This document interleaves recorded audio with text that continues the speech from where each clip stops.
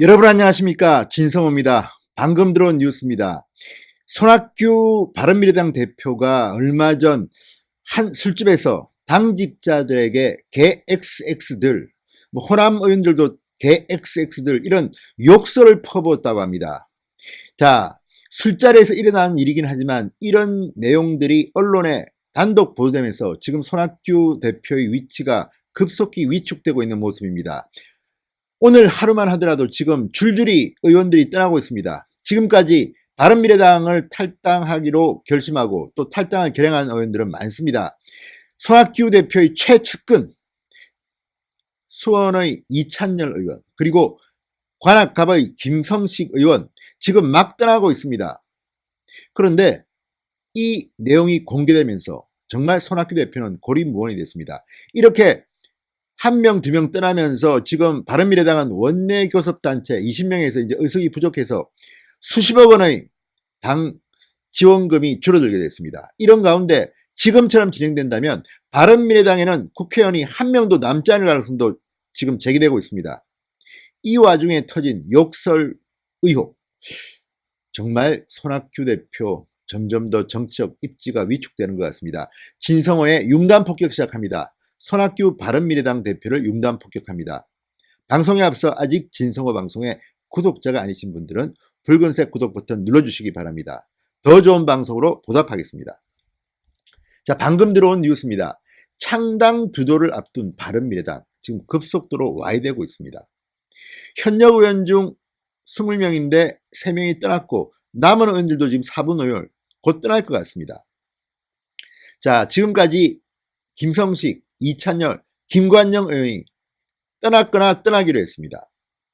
자, 그런데 문제는 이런 가운데 손학규 대표에게 악재가 하나 터졌습니다. 방금 전 서울경제 기사가 떴는데요. 손학규 대표가 당무 거부를 이유로 측근 당직자들을 해임하기 며칠 전에 이들에게 욕설을 한 것으로 알려졌다고 보도했습니다. 자, 여러분 기억하십니까? 손학규 대표가 최고위원회의를 들어갔는데 국회의원은 한 명도 없고 본인의 최측근인 비서실장, 사무총장도 나타나지 않았던 이 이상한 회의.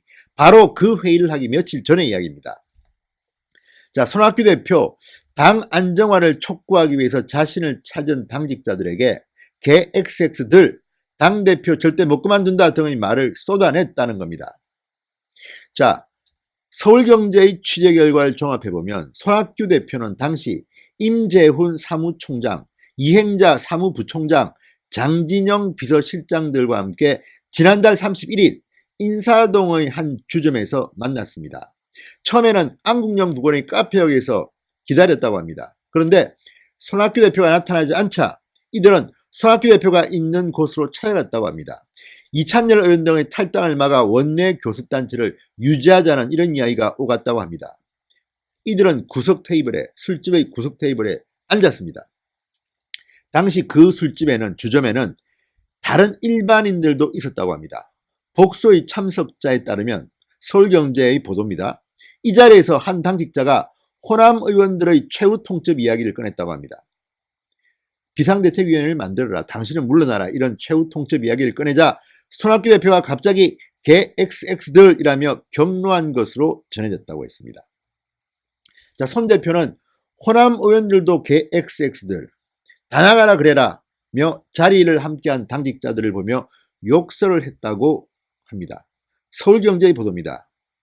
자, 이어 손 대표는 막걸리를 마시던 자리에서 일어나 가게 문까지 갔다가 되돌아와 당직자들에게 이 XX들 나 못 나간다, 대표 그만 못 둔다, 절대 못 나간다, 이렇게 외친 것으로 알려졌다고 서울경제는 보도했습니다.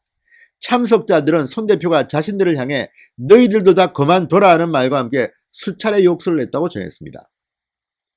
자, 한 당사자는 모욕적이었다, 이렇게 당시 상황을 표현합니다. 선을 넘으셨다, 취하셨어도 할 말 안 할 말이 있다, 이렇게 불쾌감을 나타냈습니다. 여성 당직자를 언급하며 얼굴이 새파랗게 질렸다고도 했습니다. 자, 이날 벌어졌던 소동에 대해서 손학규 대표는 뭐라고 했을까요? 그런 것에 답을 할게 드릴 말씀이 없다. 그날 술 한잔 먹고 있었는데 무슨 얘기를 했는지는 모르겠다. 이렇게 서울경제에 답했다고 합니다. 자, 사건 발생 사흘 뒤인 3일날 손학규 대표는 바른미래당 최고위원회의를 주재합니다. 그런데 이들 당직자들이 불참합니다. 이런 사연이 있었군요. 자, 이날 손학규 대표는 핵심 당직자들이, 실무자들이 당권 투쟁의 일환으로 출근을 거부한 것은 유감이라고 했습니다. 4일에는 이들을 당직에서 해임했습니다. 그리고 새로운 당직자 임명식을 가졌습니다. 자, 이쯤 되면 손학규 대표 점점 더 궁지로 몰리는 것 같습니다. 요즘은 뭐 나중에 다른 대한신당 등과 합해서 자기는 평당원으로 대기종을 하겠다는 말도 했다는데 이런 이유가 있었다는 생각이 듭니다. 그리고 이것은 어디까지나 서울경제의 보도입니다. 손학규 대표가 반론할 수 있으면 반론하십시오. 그러나 손학규 대표는 서울경제에 대해서 그런 것에 대해서는 답을 할 것이 없다라고 말했다고 합니다. 그리고 당시 있었던 사람들의 이 증언은 너무나도 구체적입니다. 모욕적이었다. 선을 넘으셨다. 그리고 손학규 대표는 그날 술 한잔 먹고 있었는데 무슨 얘기를 했는지는 모르겠다고 밝혔다고 합니다. 점점 더 손학규 대표가 힘들어질 것 같습니다. 총선이 무난하지 않습니다. 진성호의 융단 폭격이었습니다. 여러분 감사합니다.